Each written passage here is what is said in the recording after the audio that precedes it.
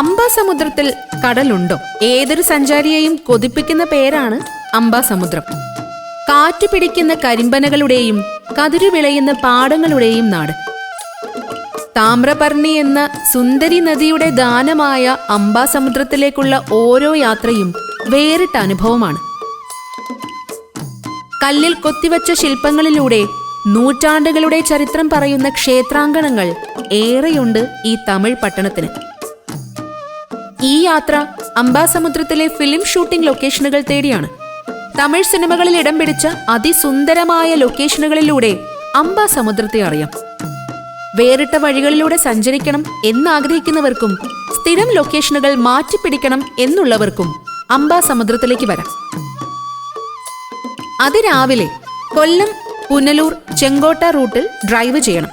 തെന്മല ഡാമിന്റെ ഭംഗിയും കല്ലടയാറിന്റെ ഒഴുക്കും 13 കണ്ണറപ്പാലം എന്ന റെയിൽ പാലത്തിന്റെ ശില്പഭംഗിയും കണ്ട് മുന്നോട്ടു പോകാം. തെക്കിന്റെ കാശി എന്നറിയപ്പെടുന്ന തെങ്കാശിപ്പട്ടണം കടന്നു വേണം അംബാസമുദ്രത്തിലേക്ക് പോകാൻ. തിരുനെൽവേലി ജില്ലയിലെ പ്രധാന കാർഷിക ഗ്രാമങ്ങളാണ് അംബാസമുദ്രത്തിന്റെ സമൃദ്ധി. തമിഴ്നാടിന്റെ ആദ്യകാല വാസസ്ഥലങ്ങളിൽ പ്രധാനപ്പെട്ടതാണ് അംബാസമുദ്രം. കുളങ്ങൾ അംബാസമുദ്രത്തിന്റെ പ്രധാന കാഴ്ചകളിൽ ഒന്നാണ്.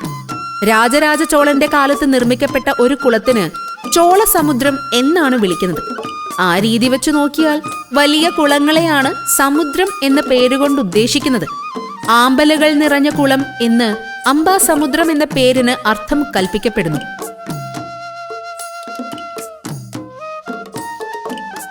ചോളരും പാണ്ഡ്യരും തിരുവിതാംകൂറുകാരും അംബാസമുദ്രത്തെ ഭരിച്ചു. വഴിയരികിലെ ശില്പഭംഗിയാർന്ന കെട്ടിടങ്ങൾ ഈ ചരിത്രം പറയുന്നു.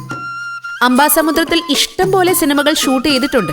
ആ ലൊക്കേഷനുകളിലേക്കാണ് നമ്മൾ ക്യാമറ തിരിക്കുന്നത്. കാശിഭനാഥ ക്ഷേത്രത്തിലേക്കുള്ള ഈ വഴി ഒറ്റ കാഴ്ചയിൽ സാധാരണമാണ്. എന്നാൽ ഈ മരത്തലപ്പുകൾ തണലിടുന്ന വഴിയിൽ എത്രയോ സിനിമാ താരങ്ങൾ നടന്നുപോയി. വിജയ് സേതുപതിയും മറ്റ് താരങ്ങളും ക്യാമറകൾക്ക് മുന്നിൽ അഭിനയിച്ച ഈ വഴി ചെന്നെത്തുന്നത് കാശിഭനാഥൻ ക്ഷേത്രത്തിലേക്കാണ്. ക്ഷേത്ര മതിൽക്കെട്ടുകൾക്കപ്പുറത്ത് ചെറിയൊരു വഴി. താമ്രപർണി നദിയോരത്തേക്ക് നടന്നു പോവുകയാണ് നാട്ടുകാർ. പുഴയിൽ കുളിക്കുക എന്ന സാമൂഹിക രീതി ഇപ്പോഴും പിന്തുടരുന്നുണ്ട് ഇവിടുത്തുകാർ. താമ്രപർണി ഉത്സാഹത്തോടെ ഒഴുകുന്നു. ഈ ചെറിയ കൽപ്പാലം കണ്ടോ? ഇതും നദിയും കൽമണ്ഡപവുമൊക്കെ വെള്ളിത്തിരയിൽ സാന്നിധ്യം അറിയിച്ചവരാണ്. ധനുഷൊക്കെ ഈ ജലത്തിൽ നീന്തിയിട്ടുണ്ട് ക്യാമറയ്ക്ക് വേണ്ടി. നല്ലൊരു കുളി പാസാക്കിയ ശേഷം ക്ഷേത്ര ദർശനത്തിന് പോകാം. അടുത്ത ലൊക്കേഷനും താമ്രപർണിയുടെ ഹൃദയത്തിലാണ്. ഈ പാലം ഏതെങ്കിലും സിനിമയിൽ കണ്ടതായി ഓർക്കുന്നുണ്ടോ? നിറങ്ങൾ പൂശിയ പാലം അന്യൻ സിനിമയിലൊക്കെ ഭംഗിയായി കാണിക്കപ്പെടുന്നുണ്ട്. നിറങ്ങൾ മങ്ങിയെങ്കിലും ഓർമ്മകൾക്ക് മങ്ങലില്ലല്ലോ. താമ്രപർണി നദിയുടെ സമൃദ്ധി കണ്ടറിയാൻ പറ്റുന്ന സ്ഥലമാണിവിടെ.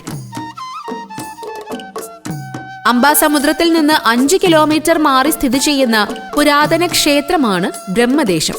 തനി തമിഴ് ഗ്രാമത്തിലൂടെയാണ് വഴി. ഇരുവശത്തും ചെറിയ വീടുകൾ.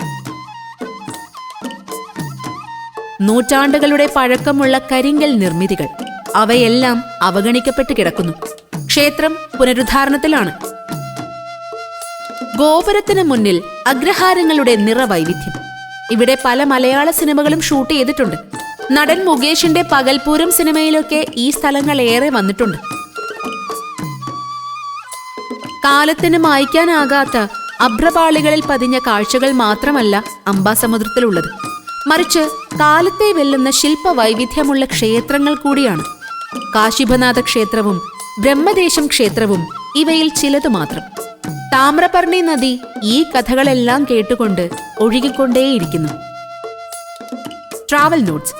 അംബാസമുദ്രത്തിൽ നിന്ന് 10 കിലോമീറ്റർ ചുറ്റളവിലാണ് പ്രധാന കാഴ്ചകൾ. അതുകൊണ്ട് തന്നെ നഗരത്തിൽ താമസിക്കാം. രാവിലെ കാഴ്ചകൾ കാണാൻ ഇറങ്ങുക. വെയിൽ കടുത്തതാണ്. സന്ധ്യയായാൽ നദിയോരത്ത് താമസിക്കരുത്, നദിയിൽ ഇറങ്ങരുത്. റൂട്ട്: എറണാകുളം, തെന്മല, തെങ്കാശി, അംബാസമുദ്രം. ദൂരം 247 കിലോമീറ്റർ. അടുത്തുള്ള മറ്റ് സ്ഥലങ്ങൾ തെങ്കാശി, സുന്ദരപാണ്ഡ്യപുരം, കളക്കാട്, മുണ്ടൻതുറൈ കടുവാ സങ്കേതം.